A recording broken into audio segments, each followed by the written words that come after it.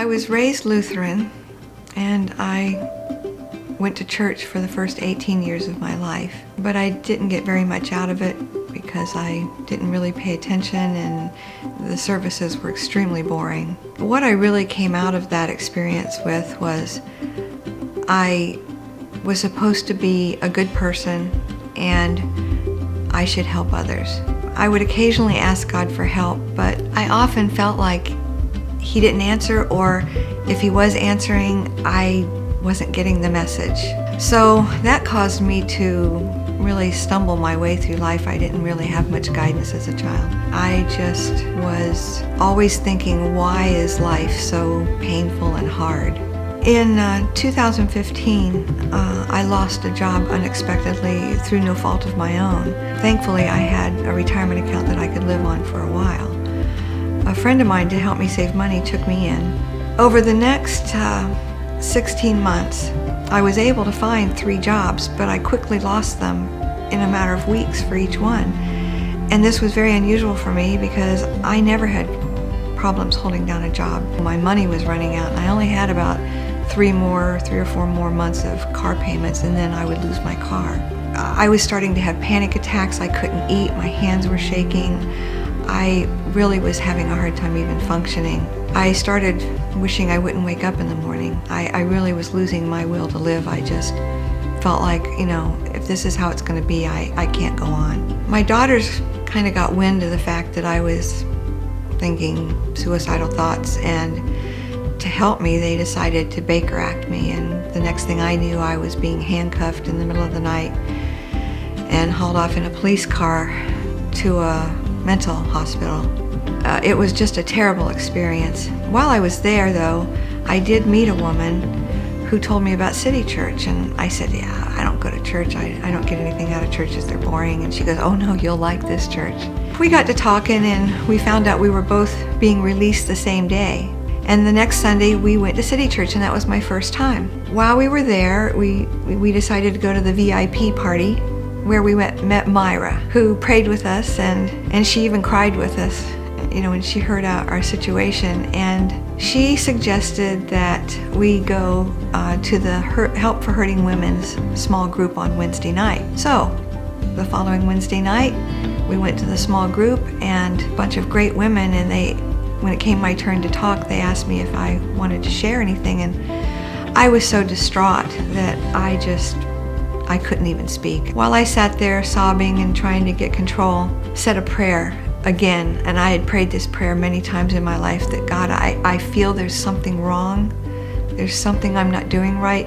Please tell me what it is and I'll fix it. After that, I thought, well, I'm just going to sit and listen. I really can't speak, but I'll listen. And the women were talking about having trust in God, and how a lot of them said, I have a problem. I will give a problem to the Lord, and then I'll take it back because I don't see results. As the discussion went on, all of a sudden I was like struck with lightning. I realized God is speaking to me.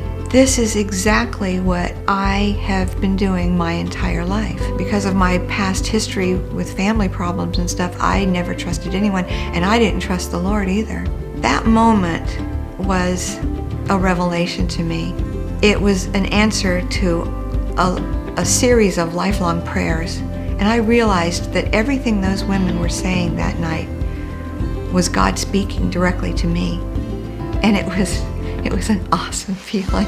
I said a prayer instantly when I realized what was happening, and I thanked Him, and I vowed that I was going to change, and that from now on I was going to trust Him. And I literally said, Lord, I'm surrendering my whole life to You, and I'm giving You full control.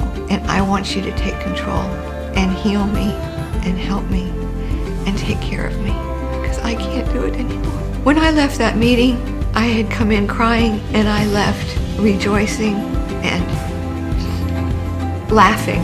The next Sunday, I looked forward to going to church again. And at that service, they spoke very briefly about tithing and the importance of tithing, which I had never really understood. I thought that was for rich people.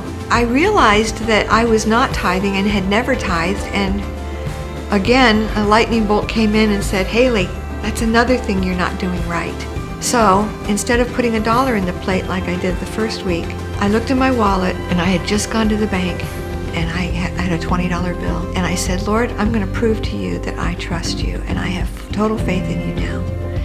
And I'm going to give this $20 bill, and I'm going to give $20 every week until I find a job, and then I'm going to do a real tithe. So I put that $20 bill in, and I did it joyfully, knowing that he was going to help me. Well, the next week I got passed by for another really high-paying good job. But that next Sunday, I put another $20 in, and I said, Lord, I know you're working behind the scenes. I have faith. Finally, the first week in December, I was given a job making $15,000 a year more than any of the other jobs I had been passed over for. And I knew it was God. I knew it was the Lord. After I put that $20 in the donation for 2 weeks, within a few days, a young man who had kind of adopted me as his mom called me to check on me because he knew I was having problems. And he dragged it out of me that I was living in my car. And when he found that out, he said, my mama's not going to be living in a car. He said, you're moving into my apartment. He moved out of his apartment and moved in with a friend and gave me his apartment. And he paid all the expenses. God just blessed me once I started tithing and trusting. And to top it all off, I was water baptized at City Church in January. So the Lord is continuing to bless me. I go to the small group occasionally that I originally started in, but now I'm in a Bible study, and my life is just getting better and better with God.